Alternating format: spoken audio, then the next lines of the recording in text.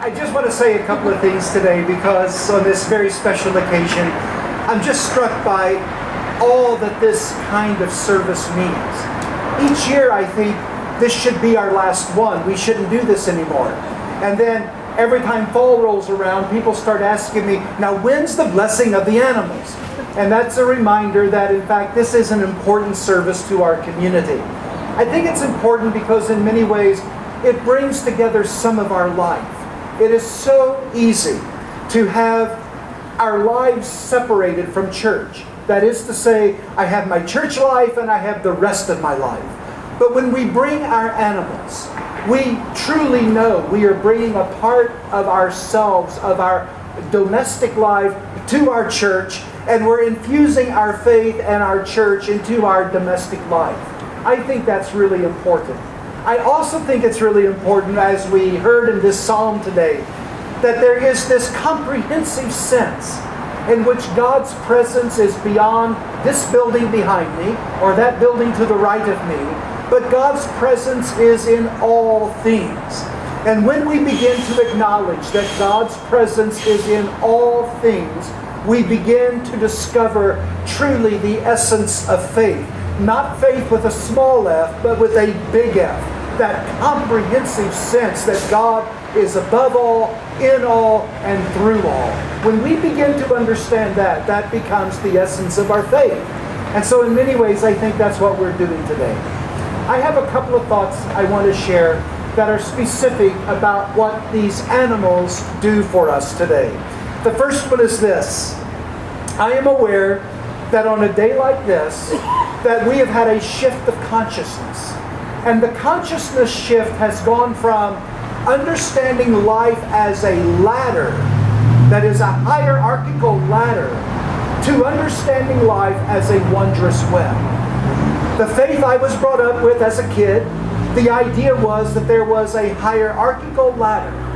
There was God, there were the angels, there were human beings, and then everything else was down several rungs on the ladder. Everything was a hierarchy, and that we were given power as human beings to control the earth and do whatever we wanted to do to the earth. Well, clearly we have done whatever we wanted to do to the earth, and it has gotten us in a lot of trouble. And so to understand life as a hierarchy in many ways is an old way of thinking. There is a new way of thinking. And that new way of thinking is not that life is a hierarchy ladder, but life is a wondrous web of life and connection. That means that of all of us sitting here today, no one is better than anyone else. You are part of the web of life. I am part of the web of life. And these animals that you hold in your laps or that are beside you, these animals are part of the web of life. And to recognize that we are all part of this wondrous web of life begins to create a kind of reverence, not just for one another, not just for God, but for all things. And when we begin to touch reverence for all things, we are really beginning to understand the essence of God and the essence of the spiritual journey. And so I'm grateful for the animals today because we are part of that one web. Now, it's true that I think I'm maybe a little smarter than my dog, but actually my dog thinks she is a little smarter than me. Some days it's actually a contest. But the point is that we both draw breath from the same God. We both drink water from the same earth. We both sustain our body from the same crops and the food that is presented to us. That's what I mean. We are part of the one wondrous web of life. That's a shift of consciousness. There's a second shift of consciousness. And again, I think this has happened in some ways over the course of my lifetime. You can go back and research how and when animals became pets. For a long time, in the development of the human species, animals were not pets. Animals were animals. But at a certain point, animals became pets. And that means the animals that we have with us today, every single one of them today, represents a kind of companionship, a presence. Because these animals are not just below us, these animals, part of the one wondrous web, provide companionship. It is debated sometimes. Can animals love us? Do animals love us? What do they really know? I don't think scientists have really resolved that yet. But what we are beginning to understand is that animals have memory. Animals indeed have feelings. And their feelings and their memory and their connection to us creates companionship. It is a presence. When you think about it, one of the most essential teachings of Jesus was this: Lo, I am with you always, even to the close of the age. That was Jesus' way of saying, God will be a companion with you no matter what.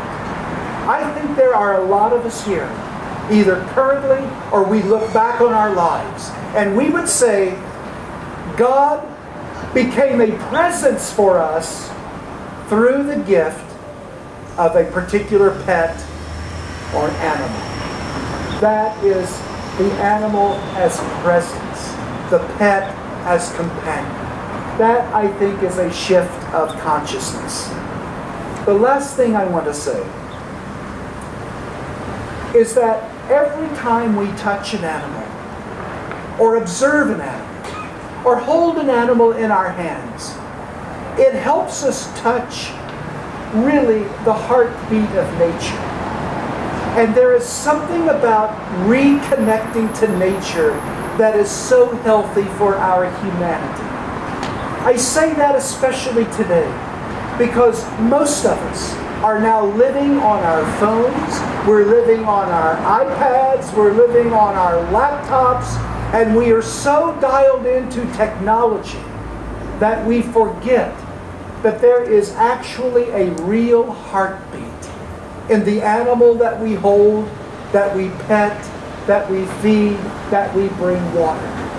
To reconnect to nature, and there are lots of ways of doing it, but to reconnect to nature is a way of reconnecting to God as source. I still find it amazing when I ask people, tell me about one of your most spiritual experiences. And invariably, people will talk about an experience they had in nature. Nature and God and nature. To touch one is to touch the other.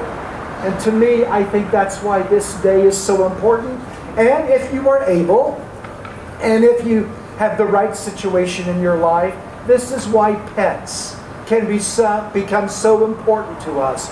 Because when we touch them, hold them, care for them, it reconnects us to something in nature that is so powerful within the human soul.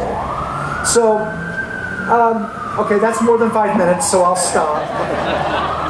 But that's the problem with not writing a manuscript, okay? But I just want to say that these little shifts of consciousness become so important for us. And I think that we have a day like this to celebrate it. Now, I'm going to close by reading you a poem by Mary Oliver. If you don't know Mary Oliver's poetry, Mary Oliver is really probably the greatest American poet, nature writer, maybe since Whitman. I don't know. That could be argued. But anyway, Mary Oliver's a wonderful poet. She writes about poetry and nature. And she came out a few years ago with a little book on dogs. And Roger, where's Roger Ipswich today? Where are you, Roger? I see you. Roger gave me a copy of her book. And this is a poem she wrote about her dog, Luke. And I'm going to read it to you, and I'll close, and we'll come forward for our moment of blessing. It's titled Luke, and it says, I had a dog who loved flowers. Briskly she went through the fields, yet paused for the honeysuckle or the rose. Her dark head and her wet nose touching the face of every one with its petals of silk, with its fragrance rising into the air, where the bees, their bodies heavy with pollen, hovered, and easily she adored every blossom. Not in the serious, careful way that we choose this blossom or that blossom, the way we praise or don't praise, the way we love or don't love, but the way we long to be. That happy in the heaven of earth, that wild, that loving.